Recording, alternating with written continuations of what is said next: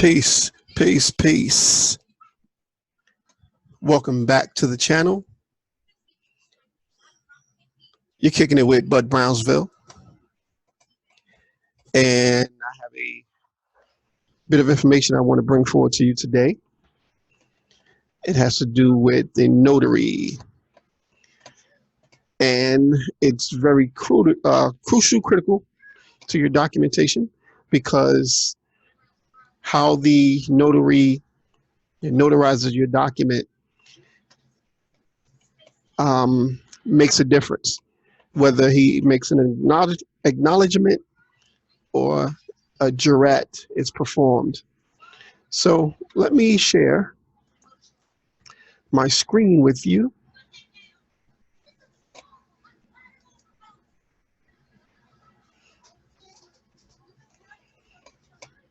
I don't know if she's sharing yet.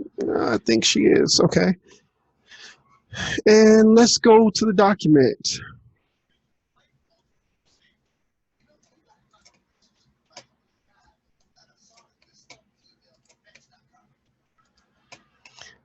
Now, forgive me for not having it set up before I activated the camera. I apologize, but okay. An acknowledgement versus a jurat certificate.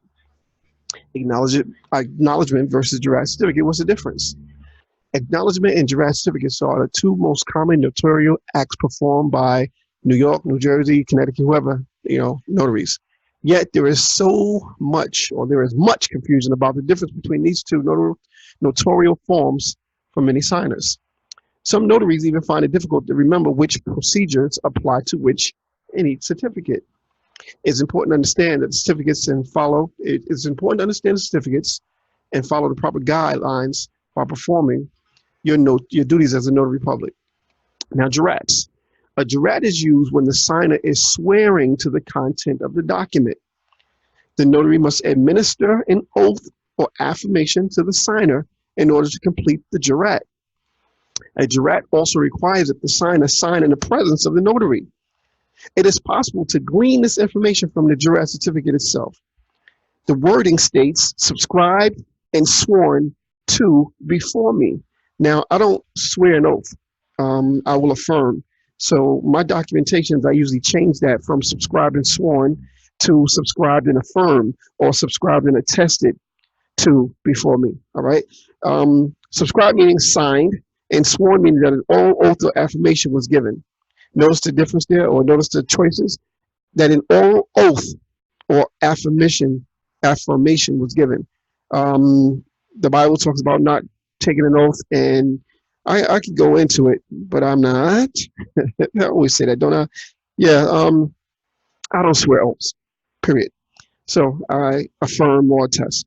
Now, before me means the both were done in the presence of the notary. Now, there are some notaries, like if you're really cool with your notary, you can sign a document and he'll just notarize it.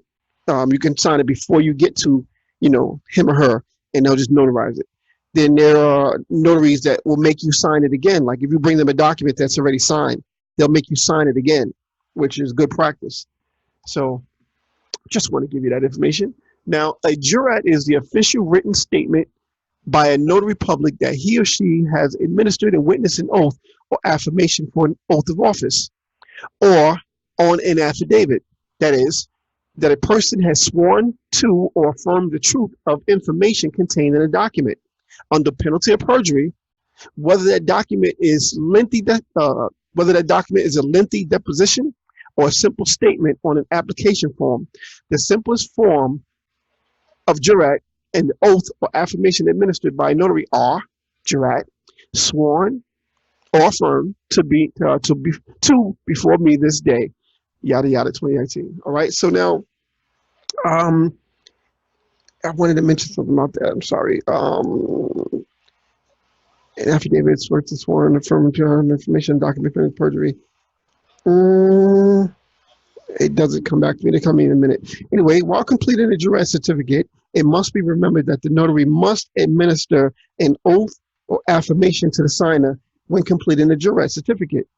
They must administer either an oath or affirmation to the signer before the document signer may sign a document to be notarized. And I think I was going to mention that even if you have a jurat, your paperwork has a jurat listed at the bottom, and your notary doesn't give you the oath. Once you sign that document, it's as if he gave you the oath, if you understand, because he's going to notarize it stating that he did that. So it's really his problem.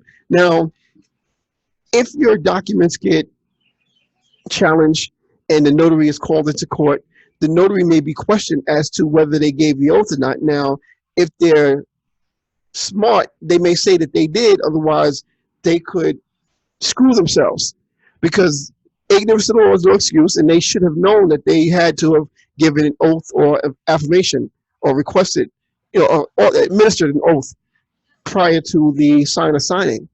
So this is very serious, and these affidavits are really, really, really serious and should be taken seriously. So you need to understand what you're doing when you get into these processes, when you're doing these processes, and when you're compiling or when you're putting your paperwork together. Make sure you put jurats. Make sure you put jurats. In other words, like a jurat would be considered in authentication, and a acknowledgement would be like an apostle, meaning the weight that it carries. All right. So I'm not actually, combining the two or telling you that that's what they are. I'm just making an example.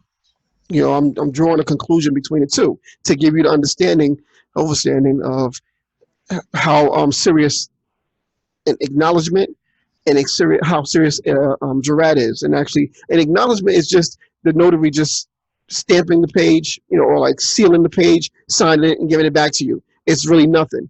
But a jurat, they want to check your ID. They want to make sure it's you and your name and everything's spelled correctly. They ask you, are you signing this under duress, or are you doing this under your own will, etc. You know what I mean? So it's a more serious process when you're doing the jurats. All right. Now, I don't know if I read this or not. I'll read it again. While completing the jurat certificate, it must be remembered that the notary must administer an oath. And I read that. Oath. Do you solemnly swear that the contents of this affidavit subscribed by you are correct and true? Affirmation for those signers opposed to swearing or taking an oath. Sample affirmation. Do you solemnly, sincerely, and truly declare and affirm that the statements made by you are true and correct? Do you solemnly and truly declare that the statements made by you are true and correct under penalty of perjury? Do you solemnly state that the statements made by you are true and correct under penalty of perjury? Now, they're not going to give you those three options at one time. It's going to be one of those. In other words, if someone is okay with taking an oath, then they're going to get the one that states, do you solemnly swear that the contents of the affidavit subscribed are true and correct, blah, blah, blah. But if you are against taking an oath, one of those three that are shown here will be read to you. All right. So acknowledgements. An acknowledgement is used to verify the identity of the signer and to confirm that they signed the document. They are not swearing to the truthfulness or the validity of the document. They are simply acknowledging that they signed the document. For the acknowledgement in the state of California, a signer is not required to sign a document in the presence of the notary, but they are required to personally appear in front of the notary to confirm their signature. While it is important for the notary to understand the difference between the two, California notary publics are not allowed to determine which type of certificate a signer uses. To do so will be considered practicing law without a license. A notary can ask the signer which form they prefer. If they do not know, the notary will refer them to the originator of the document for an answer. Acknowledgement. An acknowledgement is a formal oral declaration before an authorized public officer. It is made by a person executing or signing an instrument who states that it was his or her free act indeed. That is, the person signed it without undue influence and for the purposes detailed in it. A certificate of acknowledgement is a written statement signed and in some jurisdictions sealed by the notary or other authorized official that serves to prove that the acknowledgement occurred. The form of the certificate varies from jurisdiction to jurisdiction, but will be similar to the following. Before me, the undersigned authority on this blank day of blank personally appeared blank to me, well known to be the person who executed the foregoing instrument, and he, she acknowledged before me that he, she executed the same as his, her voluntary act and deed. All right, so what is the difference between a jurat and an acknowledgement? How to obtain a notary certificate? Jurat versus acknowledgement. Unnecessary reading. So I think you got it. If you didn't get it, if this needs to be made more clearer, let me know. Leave a comment, and I'll try to further clarify, give some more examples. But you can find this at https://www.notarytrainer.com, and the title of the document is Acknowledgement versus Jurat Certificate. Or you can find your own. Google it and see the differences that come up for you. All right. So thank you for your time again, and I love making these quick, short videos, throwing that information out there for you. And I'll have another one in another hour. But thank you. Subscribe, like, share, please, and peace.